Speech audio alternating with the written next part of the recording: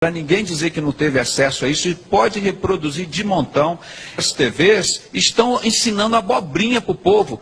O senhor tem algum documento para dizer que tem liderança evangélica envolvida com maçonaria? Sim, sim. No dia 18 de outubro, entreguei para os irmãos copiarem. Aí ele cita o nome de todas as lideranças evangélicas na maçonaria. Para mim, eu falei, mas por que você não foi abrir com o Bispo Macedo? Por que você não foi abrir com o Caio Fábio? Com o Fanini, com o Fausto Aguiar de Vasconcelos? Por que você não foi abrir com o Silas Malafaia, com o Guilhermino Cunha, com o José Wellington Bezerra, o presidente das Assembleias de Deus? Pedrosa, todos esses homens estão lá na maçonaria comigo. Ameaçado de morte, não foi pelo beira-mar, não. Ameaçado de morte por pastores.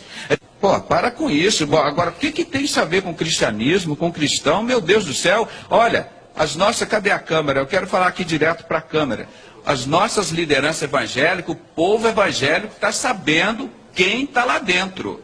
Vocês vão se pronunciar logo. Vocês sabem que está escrito lá para vocês. Ó, Senhor, eu fundei a religião, eu expulsei demônio, eu curei enfermo. Deus vai dizer para vocês, olha, apartai-vos de mim, maldito, para o fogo eterno preparado para o diabo e seus anjos. Vocês sabem que os bodes serão colocados à esquerda.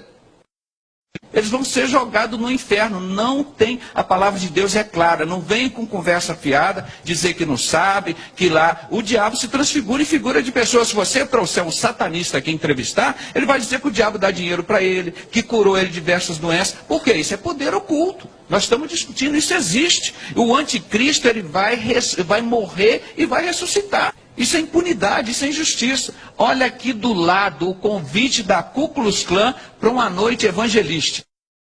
Forças ocultas vinham atuando, meu irmão. Isso aqui é um cartaz antiguíssimo que eu achei no museu da Ku Klux Klan. Olha aqui, em inglês. Grande encontro da Ku Klux Klan. Nessa terça-feira à noite. Por que os cavaleiros da Ku Klux Klan? Pelo evangelista Homer Kelly.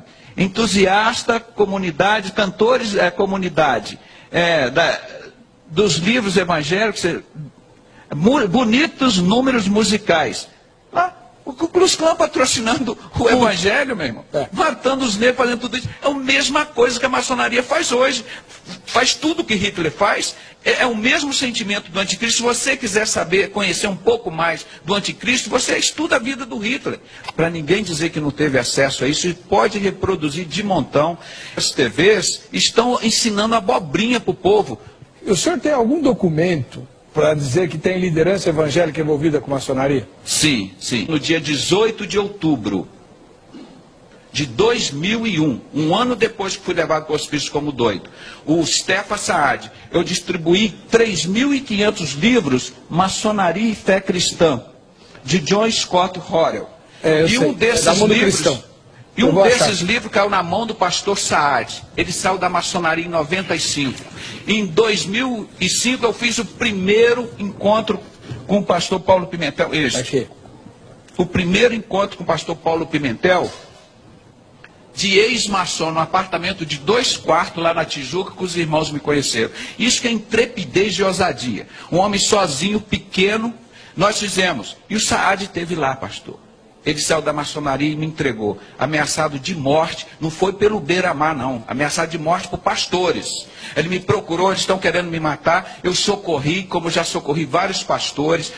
Aí o Stefan Saad sentou no sofá assim, grava que eu vou falar agora, 42 minutos. Ele faz uma oração, está aqui, está distribuído, entreguei para os irmãos copiarem. Aí ele cita o nome de todas as lideranças evangélicas na maçonaria. Para mim, eu falei, mas por que você não foi abrir com o Bispo Macedo? Por que você não foi abrir com o Caio Fábio, com o Fanini, com o Fausto Aguiar de Vasconcelos? Por que você não foi abrir com o Silas Malafaia, com o Guilhermino Cunha, com o José Wellington Bezerra, o presidente das Assembleias de Deus? Pedrosa, todos esses homens estão lá na maçonaria comigo. Porque Deus mandou um homem lá na minha casa, entregou, num vídeo que eu gravei em desespero, o cara ameaçado de morte, 42 minutos, ele me deu a lista das lideranças evangélicas envolvidas com o satanismo da maçonaria. O diabo faz isso, ele te dá toda a autoridade, depois puxa o seu tapete. É um poder que não tem na Constituição brasileira, não permite essas entidades funcionarem. E muito menos na Bíblia. Se em João 18, 20, pastor Jesus disse, e respondendo-lhes Jesus disse, eu sempre ensinei nos templos e nas sinagogas, onde reúnem todos os judeus. E tudo falei abertamente. E nada disse em oculto. Como é que o cristão vai viver de ocultismo? Nós, como vemos uma criança lá quietinha num canto, você pode saber lá que ela está fazendo coisa errada. Não é? Então esse ocultismo não tem lugar no ministério, na igreja de Cristo. Forças ocultas por trás dos grandes acontecimentos históricos do Brasil.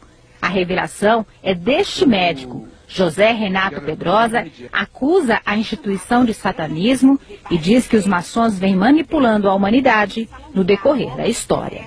Os homens mais ricos da face da terra são os maçons. Porque Deus mandou um homem lá na minha casa, entregou, num vídeo que eu gravei em desespero, o cara ameaçado de morte, 42 minutos, ele me deu a lista das lideranças evangélicas envolvidas com o satanismo da maçonaria.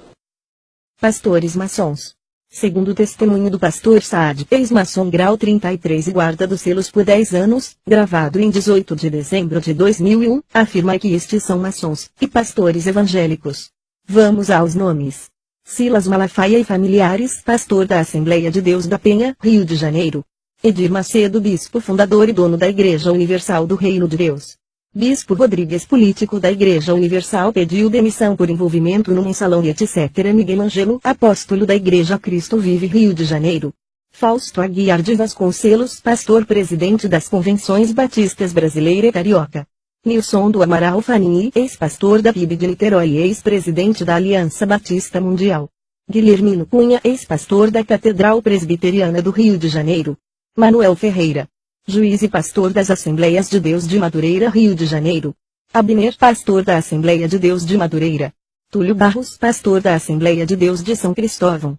José Wellington Bezerra da Costa, pastor presidente das Convenções Gerais das Assembleias de Deus. Caio Fábio, ex-pastor da Igreja Presbiteriana, Rio de Janeiro. Nemuel Kessler, pastor da Assembleia de Deus, Rio de Janeiro. Paulo César Brito, pastor fundador da Maranata do Rio de Janeiro. Francisco Silva, político e dono da Rádio do Garotinho Rádio Melodia, Rio de Janeiro. Isaías de Souza Maciel, pastor, dono da Rádio Boas Novas, Rio de Janeiro. Harold de Oliveira, político e dono da Rádio El Sadai, MK, publicita pai da Marina. Alberto Brizola, político e radialista, ex-marido da Marina de Oliveira, Rio de Janeiro. É estranho, pois todos citados na listagem, são grandes líderes evangélicos, que divulgam o Evangelho de Cristo e ajudam na obra de Deus e salvam muitas almas. Alguns possuem programas na mídia ajudando a divulgação do Evangelho de Jesus Cristo. O que realmente deve ser preocupante a todos nós é a qualidade de vida e poder que esses falsos líderes têm apresentado e levado as pessoas a experimentarem no momento em que supostamente aceitam a Jesus como seu Salvador. Esses irmãos usurpam uma falsa liderança e se estabelecem líderes do povo Laodiceia. Vejam só comigo o que pode estar acontecendo. 40.000 pastores além de seus auxiliares, como presbíteros, evangelistas, diáconos, entre outros, estão manifestando quando oram pelos irmãos e pessoas necessitadas do Senhor e sua salvação, ou então quando dizem às pessoas irmãos que recebam o Espírito Santo de Deus e falem em línguas estranhas e profetizem. Raciocinem comigo como essas misturas com espíritos malignos e anticristãos estão trazendo milhares e milhares de experiências malignas para os ajuntamentos cristãos, ao invés de estarem recebendo o Espírito Santo estão compartilhando entre si com espíritos enganadores e manifestações que imitam as coisas de Deus, que não é difícil de ver, pois estão produzindo vazios e falta de mudanças no caráter do homem, estão blasfemando contra o Senhor Jesus. Quebraram o governo do Espírito pelo governo do homem. Imagine você ser o dono da casa e não poder entrar em sua própria casa, ficar literalmente fora. Veja o que uma aparente simples aliança pode fazer. Você pode me perguntar, mas a salvação não é individual? E o cuidado do Senhor também não é individual? Digo que tem razão. A salvação nos é apresentada mediante ao Espírito Santo, nos convencendo do pecado, da justiça e do juízo. Mas as multidões estão recebendo mensagens levadas por espíritos malignos que não procedem do Senhor, ou seja, não são levadas a reconhecerem seus pecados, e nem experimentarem o novo nascimento, e com isso não têm suas vidas transformadas pelo Senhor, mas viram crentes nominais, ímpios religiosos que não se converteram e nem receberam Jesus como Senhor de suas vidas, apenas propostas de receberem mudanças, cura interior e benefícios financeiros.